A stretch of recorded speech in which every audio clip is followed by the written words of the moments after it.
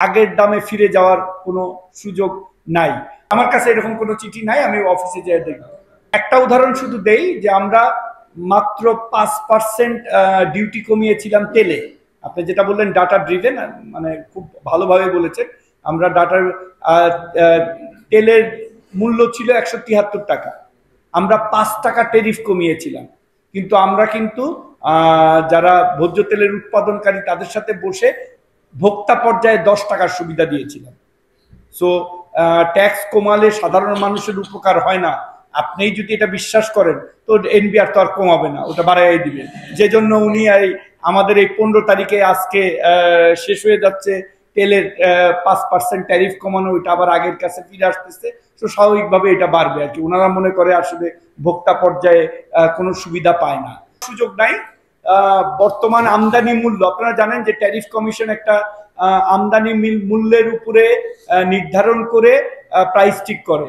So আমাদের tariff commission কাজ করতেছে কি দামে তারা র ম্যাটেরিয়াল আনতেছে, তার সাথে যৌক্তিক প্রসেসিং ফি ধরে আমরা একটা দাম নির্ধারণ করে দিব।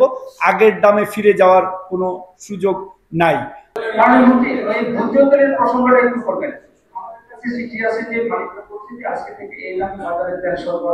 আমার কাছে এরকম কোনো চিঠি নাই, আমি অফিসে যেয়ে দেখব।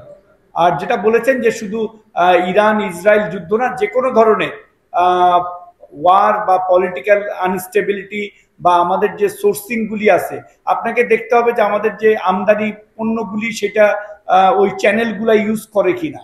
যদি ওই চ্যানেলগুলো ইউজ করে, বিশেষ করে ওপেকের সাথে, মধ্যপ্রাচ্যের সাথে আমাদের পেট্রোলিয়ামের ডাইরেক্ট সম্পর্ক, আর পেট্রোলিয়ামের সাথে আমাদের ট্রান্সপোর্টেশন থেকে আরম্ভ করে বিদ্যুৎ সবকিছুর সম্পর্ক।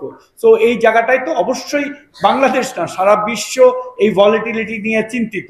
আমরা এই ভলিটিলিটিটাকে কিভাবে আমাদের সাধারণ মানুষকে প্রোটেক্ট করব সেই জন্য প্রস্তুতি নিচ্ছি। যেটা আমি বললাম, বিকল্প সাপ্লাই সোর্স এবং আশেপাশের দেশ থেকে আমরা যেন নিরবিচ্ছিন্নভাবে নিত্য প্রয়োজনীয় জিনিস আনতে পারি, সে ব্যাপারে আমরা কাজ করে যাচ্ছি আর কি। আমরা চ্যালেঞ্জ আসবে, চ্যালেঞ্জ মোকাবেলাটা করাই তো আমাদের কাজ।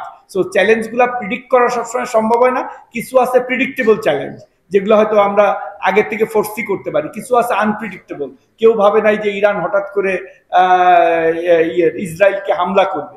এখন এটা আবার রিটেলিয়েশন হবে নাকি, these are all political decision আর বাট আমরা যে জন্য প্রস্তুতি নিচ্ছি সেটা হলো যে আমাদের নিরবিচ্ছিন্নভাবে যেন আমরা সরবরাহটা রাখতে পারি, বিকল্প সাপ্লাই চেনের আমরা ব্যবস্থা করতে পারি। আমার নাম রোকন মাহমুদ, আমি বিজনেস পোস্টে কাজ করি। তো আমি প্রথম যে প্রশ্নটা সেটাই আসি। আমাদের একটা ট্যারিফ কমিশন আছে এবং আমি কালকেই ট্যারিফ কমিশনকে, আগে থেকে তারা কাজ করতেছিল, আমি কালকেই ট্যারিফ কমিশনকে বলেছি যে দেখেন, বিভিন্ন পর্যায়ে আমাদের ট্যাক্স রেভিনিউর দরকার আছে। জিডিপি বেসিস ট্যাক্স রেভিনিউ আমাদের সবচেয়ে কম, কিন্তু আমরা ট্যাক্সটা কোথা থেকে কালেকশন করব এটার একটা নীতিগত সিদ্ধান্ত থাকা উচিত। সেটা কি আমি তেলের উপরে, চালের উপরে, এসেনশিয়াল কমোডিটির উপরে ট্যাক্স করে কি আমি রেভিনিউ কালেকশন করব? এটাই যদি আপনাদের কাছে মনে হয় যৌক্তিক, তাহলে ওনারা তাই করবে। আর যদি মনে হয় যে না, এটা যৌক্তিক না, দেয়ার আর আদার সোর্স অফ রেভিনিউ, আর সেখান থেকে আপনাদের ট্যাক্স কালেকশন করতে, ভ্যাট থেকে ট্যাক্স কালেকশন করতেছে, বা এই যে ইন্ডিভিজুয়াল ইনকাম ট্যাক্স যেটা, সেখান থেকে কালেকশন করবে, কর্পোরেট ট্যাক্স করবে। কিন্তু যেখানে একেবারে সাধারণ মানুষের এসেনশিয়াল কমোডিটি, সেইখান থেকে যদি যৌক্তিক পর্যায়ের বাইরে বেশি ট্যাক্স কালেকশন করে, সেটা কিন্তু সাধারণ মানুষের দুই ধরনের ইনফ্লেশন, একটা হলো ফুড ইনফ্লেশন যেটা খাবারের সাথে, আর একটা হলো আদার প্রোডাক্টের ইনফ্লেশন।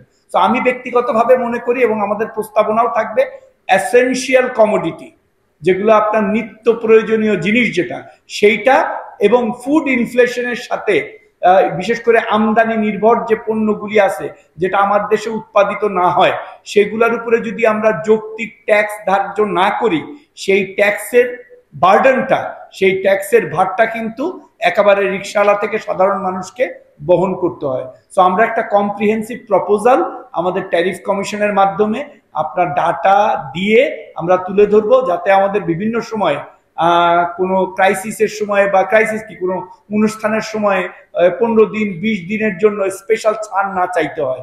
সারা বছর যেন আমরা নিরবিচ্ছিন্নভাবে পণ্যের সরবরাহ রাখতে পারি এবং একটা যৌক্তিক মূল্যে নিত্য প্রয়োজনীয় জিনিস যেন ভোক্তারা পায়, এটা এনশিওর করেই আমরা এই পলিসিটা অর্থ মন্ত্রণালয়ে আমরা দিব এবং এটা মাননীয় প্রধানমন্ত্রীকে আমরা বলবো যে এইভাবে করতে, তারপরে ওনারা যেটা নির্ধারণ করে সেই অনুযায়ী আমরা করতে চেষ্টা করব।